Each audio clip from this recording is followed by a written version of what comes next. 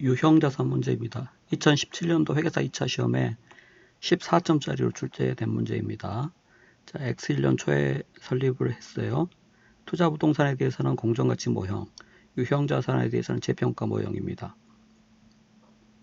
그 다음에 재평가 모형 적용 시에 누계액 제거법으로 회계 처리를 하는 것으로 주어져 있죠.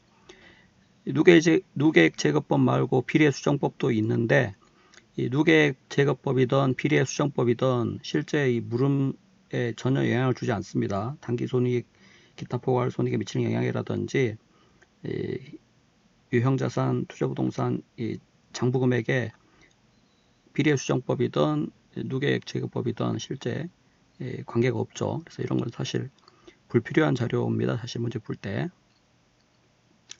자, 그 다음에 자산을 사용하면서 재평가 잉여금의 일부를 이익잉여금으로 대체하는 방법을 채택하지 않았다고 했어요. 그러니까 이익잉여금으로 대체를 하게 되면 좀 복잡해지는데 채택하지 않았기 때문에 그냥 간단하게 문제를 풀이할 수 있는 경우입니다. 자, 지금 상황별로 지금 전혀 다른 내용이에요. 그래서 첫 번째 상황 보겠습니다. 자, 물음 1에서 보면 각 상황별로 회계 처리를 모두 수행한 경우에 X1년 당기순이익과 기타 포괄이익에 미치는 영향을 요구했죠. 그래서 당기순이익과 기타 포괄이익에 X1년에 미치는 영향만 구하면 되겠습니다. 자, 지금 보면 X1년 7월 1일 날 토지와 건물을 일괄 취득했습니다. 일괄 취득. 9천만 원의 일괄 취득했는데 취득 시 공정가치가 각각 토지 8천만 원, 건물 2천만 원이에요.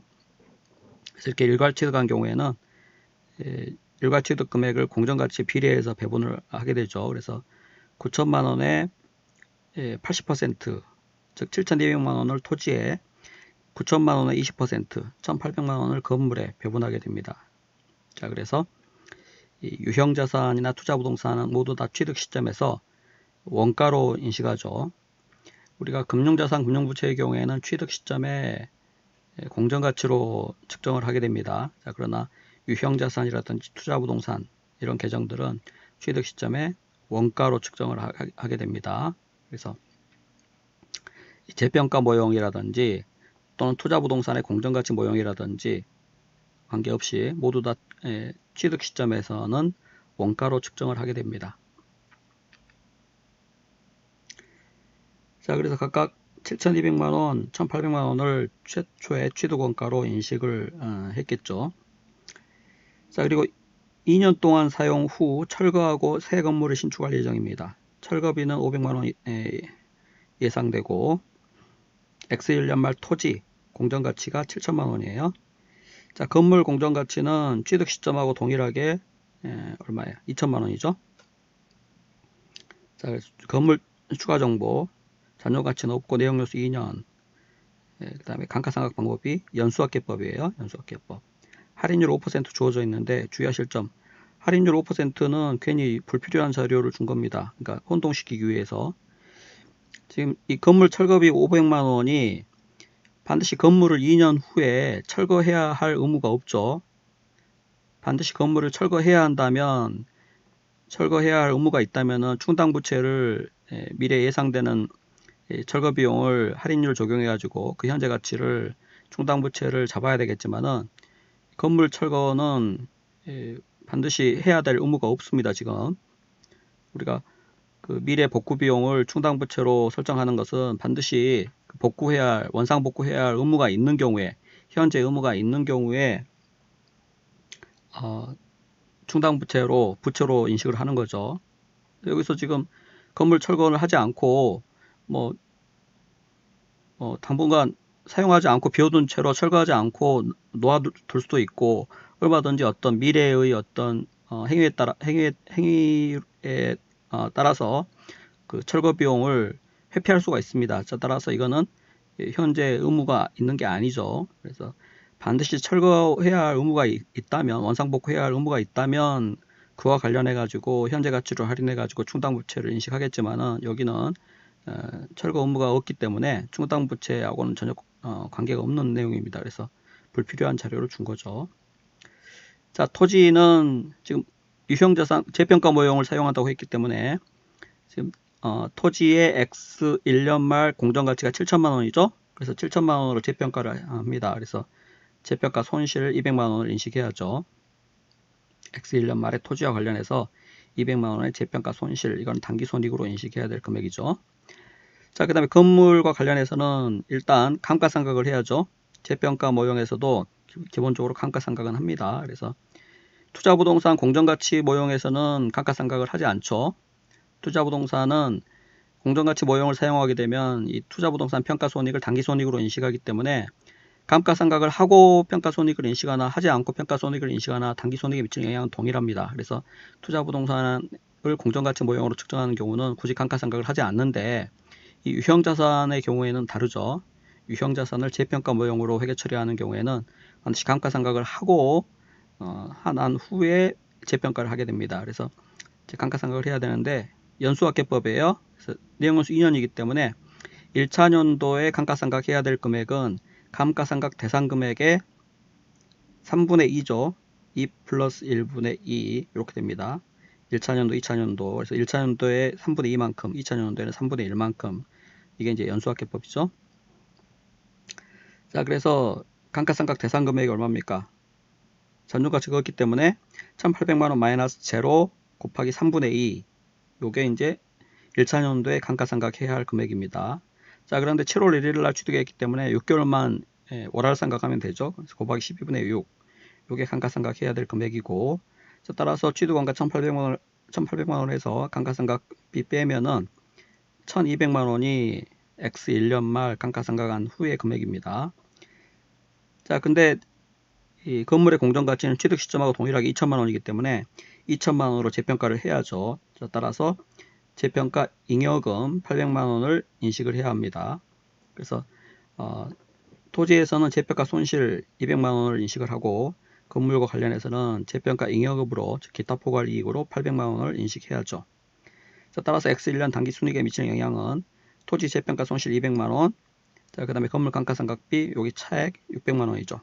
그래서 합해서 800만 원 불리한 영향, 마이너스 영향을 미쳤고, 기타 포괄이익 관련해서는 재평가 잉여금 800만 원 미치는 영향이죠. 그래서 실제 회계 처리는 하지 않고 그냥 얼마든지 계산할 수 있습니다. 그래서 회계 처리는 참고하시면 되겠습니다. 자, 그 다음 상황 2번 보겠습니다.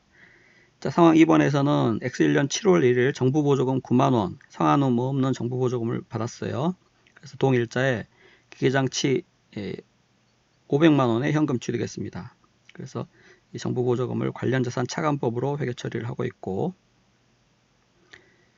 자, X1년 말 도움기계의 순공정가치 40만원, 사용가치 42만원 주어져 있습니다. X1년 말 손상차손 인식요건 충족한다. 인식하라는 이야기죠. 자, 기계장치의 잔존가치는 50만원, 정액법 상각, 내용료 3년입니다. 자, 그런데 이게 보면은 문제에서 이 유형자산에 대해서 재평가 모형을 사용한다고 했는데 지금 공정가치에 대한 언급이 전혀 없어요. 이 순공정가치 요거는 이제 손상차손 관련해서 주어진 내용이고 X 1년 말 공정가치에 대한 언급이 아예 없습니다. 그래서 여기서는 지금 기계장치면 당연히 유형자산인데 문제에서는 재평가 모형 적용한다고 해놓고 실제 재평가 할 수 있는 자료는 주지 않았어요. 그래서 조금 약간의 출제에 있어서 실수가 있다고 생각할 수도 있는데 자료가 없기 때문에 그냥 원가 모형으로 이 기계장치에 대해서는 원가 모형으로 회계 처리를 하면 되겠습니다. 자, 일단 7월 1일 날 50만원의 현금 취득했기 때문에 기계장치 최초 취득 원가 50만원이겠죠. 7월 1일. 자, 그 다음에 정부보조금 9만원 받았습니다. 정부보조금 9만원. 자, 그 다음 X 1년 말 기계장치 감가상각을 해야죠. 그래서 감가상각. 자, 정액법이고 잔존가치가 5만원입니다. 그래서 50만원 마이너스 5만원에서 45만원이 감가상각 대상 금액이죠. 그래서 45만원 감가상각 대상 금액을 3년 동안 상각하면 되니까 나누기 3 하면은 자, 연간 감가상각비가 15만원입니다. 자, 월할 상각하기 때문에 7월 1일 날 취득했기 때문에 얼마예요? 곱하기 12분의 6 하면 되겠죠. 그래서 15만원 곱하기 12분의 6 하면은 75,000원 감가상각을 하게 될 것입니다. 자, 따라서 X1년 말 상각 후 금액은 75,000원 제외한 나머지 425,000원이죠. 자, 그런데 이 재평가 모형이므로 사실 재평가를 먼저 해줘야 됩니다. 재평가를 해줘야 되는데 재평가 공정가치가 없기 때문에 그냥 바로 회수가능액 파악해서 손상차손 인식하면 되겠습니다. 자, 회수가능액은 순공정가치와 사용가치 중 큰 금액이죠. 회사가 이 기계장치를 활용할 수 있는 방안은 계속 사용하면 42만원 사용가치가, 아니면 처분하면 공정가치 순공정가치라고 하는 것은 공정가치 마이너스 처분 부대원가죠. 그래서 처분해서 얻을 수 있는 순액은 40만원이므로 회사 입장에서는 당연히 두 대안 중에 더 유리한 대안을 선택하겠죠. 그래서 순공정가치와 사용가치 중 큰 금액이 회수가능액입니다. 그래서 42만원이 회수가능액이 되겠고, 자, 따라서 42만원 회수가능액으로 낮춰줘야죠. 감가상각한 후 금액, 자산금액이 회수가능액보다 더 높으니까 손상차손 5,000원 인식을 해줘야 됩니다. 자, 그리고 정부보조금 관련해 가지고는 이제 정부보조금 상각액을 파악을 해야 되는데, 지금 한국채택국제회계기준에서는 이 정부보조금으로 보존하려 하는 관료농가를 비용으로 인식하는 기간에 걸쳐서 체계적인 기준에 따라서 이 정부보조금을 단기손익으로 인식하도록 하고 있습니다. 자, 그래서 이 정부보조금으로 보존하려 하는 관료농가가 무엇인지를 생각해 봐야죠. 지금 정부보조금으로 보존하려고 하는 관료농가는 이 기계장치의 감가상각 대상금액입니다. 기계장치 추정 잔존가치가 5만원 있기 때문에 실제 감가상각 대상될 금액은 기계장치와 관련해서 비용화되는 금액은 45만원 뿐이죠. 이행운수 기간에 걸쳐서. 그래서 감가상각 대상금액 45만원을 보존해주기 위해서 정부에서 보조해주는 거죠. 그래서 45만원에 대해서 그 45만원을 비용으로 인식하는 기간에 걸쳐서 체계적인 기준에 따라서 단기손익으로 인식하면 되는데, 45만원을 보존하기 위해서 9만원을 보조해 줬기 때문에 45만원에 9만원이면은 사실 20%만큼을 정부에서 보조해 준 거죠.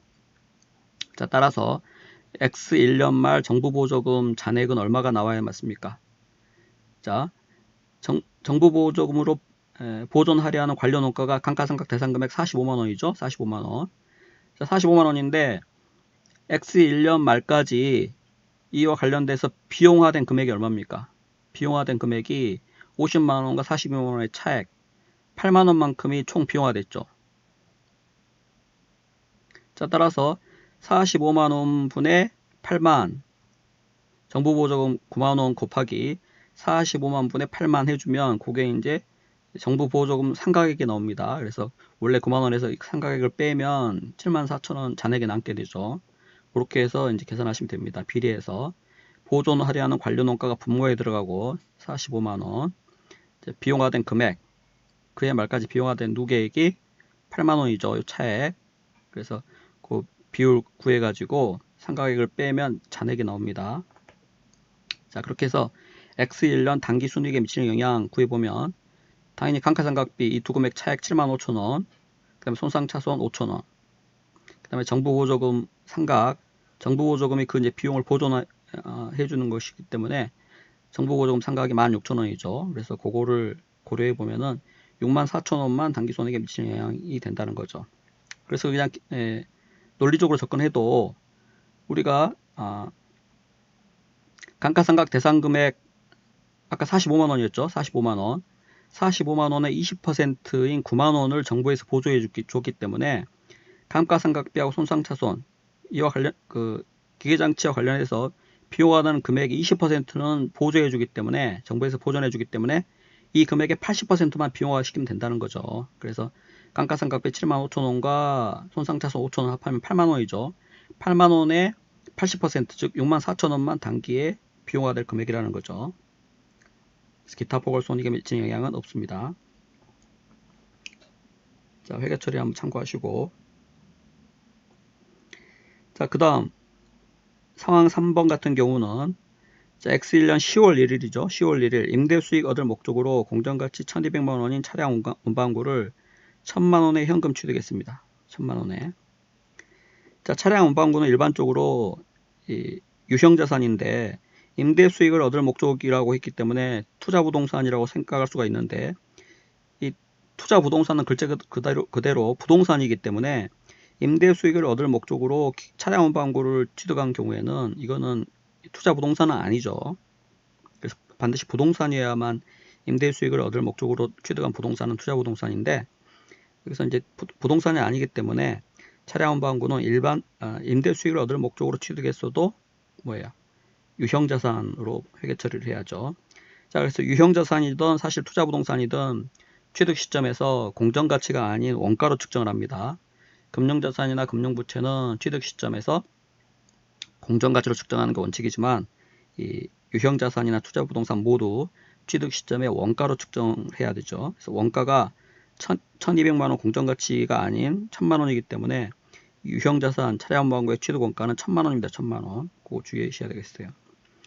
자, X1년 말 차량 공정가치가 1100만원이고, 자, 추가 정보 나와 있습니다. 자, 일단 감가상각을 해야죠. 그래서 감가상각 대상 금액이 1000만원 마이너스 잔존가치 60만원 빼면은 940만원이 감가상각 대상 금액이고, 자, 내용연수 5년이기 때문에 나누기 5년. 자, 그 다음에 10월 1일 날 취득했기 때문에 월할 계산하면은 정액법이죠. 곱하기 12분의 3 하면은 단기 감가상각 누계, 감가상각비가 이 금액이고, 빼면 X1년 말 잔액이 이 금액이죠. 상각 후 금액.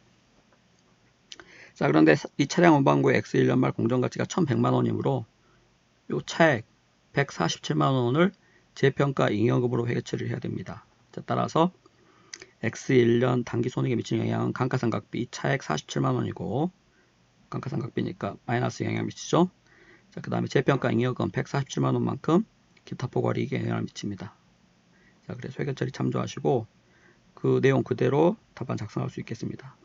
물음 2번 같은 경우는 그거 내용 취합해 가지고 답안하는 문제죠. 그래서 이 문제는 사실 투자 부동산은 그냥 문제에서 어떻게 보면 혼동시키기 위해서 내놓은 거고, 전혀 투자 부동산으로 회계 처리할 내용이 아니죠. 그래서 X1년 말 투자 부동산 제로입니다.